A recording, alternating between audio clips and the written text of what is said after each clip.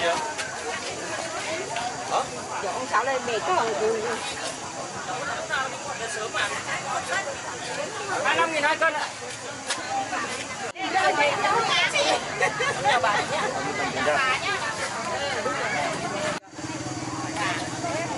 Con này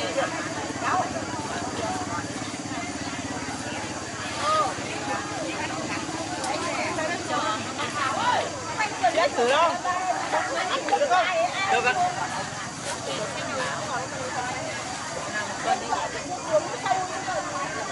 Uống không sâu. Ăn thử đi. bác thêm một con nữa. 25.000 2 cân ạ. Thấy chưa? Thấy nhá. Nhưng mà con nữa. 25.000 2 cân. 25.000 2 cân.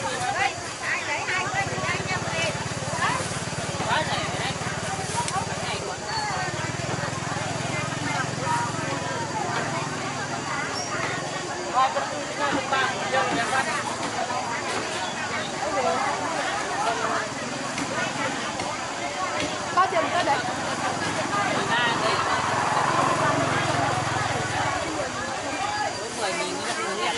Của cháu cứ để im cho bán rồi. 2.000 2 cân ạ.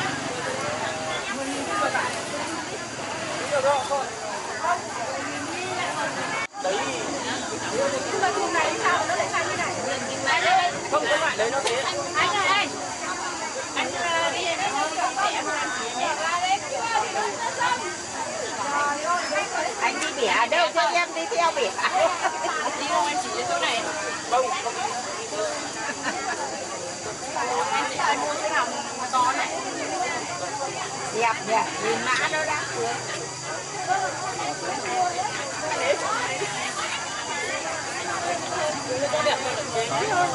Đam cân. Cái này hà tứ đấy. Vâng, cái nào mà đúng lên đẹp thế này còn mỗi một chê. Bao nhiêu tiền cân đây? Không ăn còn mình đâu bán được. Rồi như bạn này hôm qua bán có 10.000 làm em. Này, đang quay này không được nữa. Mua mà lên. Ném rồi. Hả còn là 50.000. Ném này người ta có ném. Con xóm rồi ông có. Cắt một công. 15.000. Hả? Bán 15.000 đi hái đúng không? Tự hái rồi. Cái hái có 5.000. Thế à như được. Nhưng mà cái hái là đẹp. À thế thì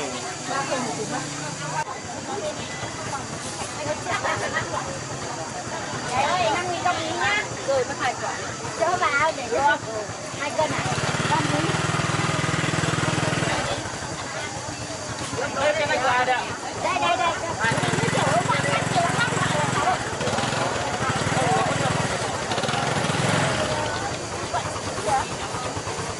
Bà bao nhiêu một cân đấy bà ơi? Hả? 13.000 một cân. 200.000 2 cân. Thế này thì tôi phải bán mới thôi. Cân cho 2 cân nữa. Thôi. Gọi đi. Phải chịu ăn 2 cân này nào. Đâu tiền đang lấy hết là 12 quả thôi nhá. 2 cân 2 ạ. 2 cân. 2 cân. Em trông ngon. Phải bán rồi. Lấy 2 cân à? Lấy 2 cân nhưng mà lấy cái không là cho cơ sở thế nào? À. Dạ, phải bán rồi. 25.000 2 cân bao nhiêu số rồi? Này sọt quá. Nó tươi.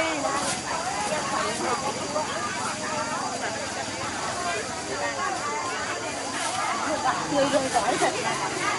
Đúng là miền Bắc.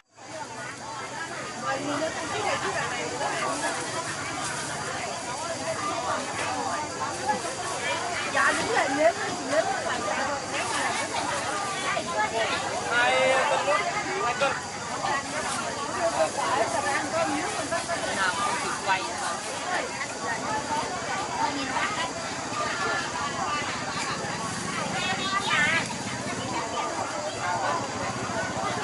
bước nhà ai thì đẹp.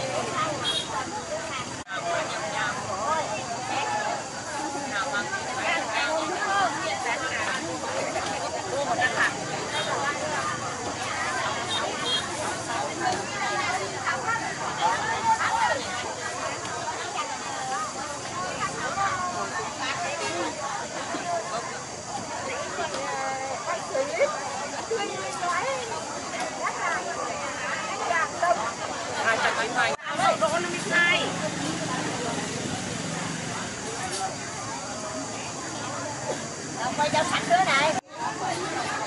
Thì hết à bạn. Chị lúc đi ăn thì hết. Quay đi. Để 5.000 thôi.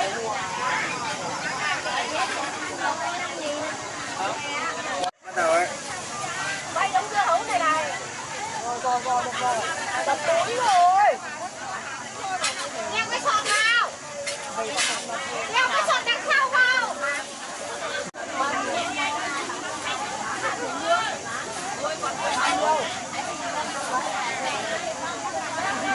Quay tích chạy một cua đi nữa.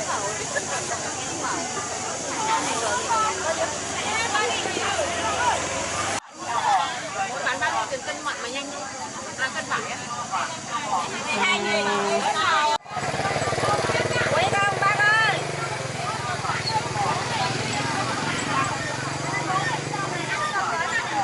Rau gì không? Rau rồi.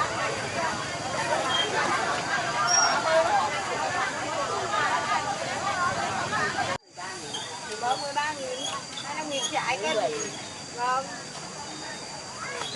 Như vậy là nó ngon này.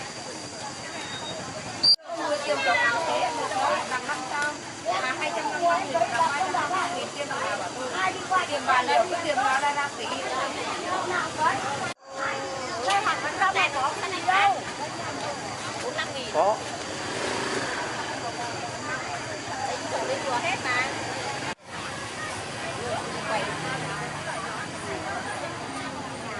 Ngoài một mà 40 có 3 này 60 hả? Hả? 60 hả? 60. Nhẹ mà hàng này nhẹ đi.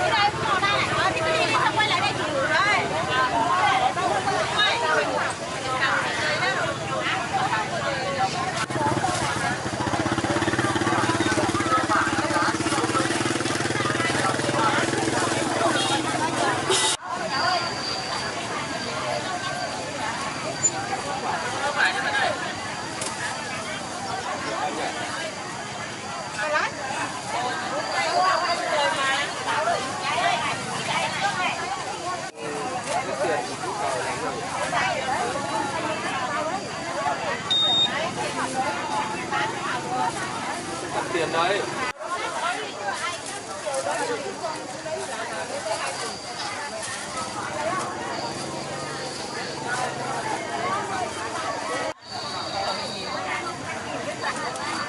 Ôi, chấm về đây.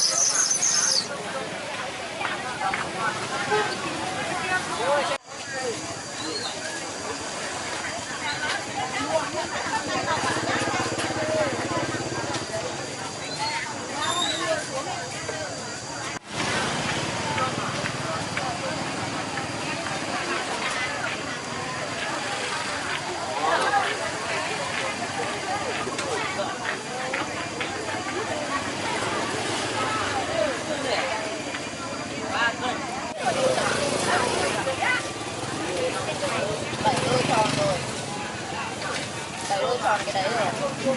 Xem cái này gắn gì đây.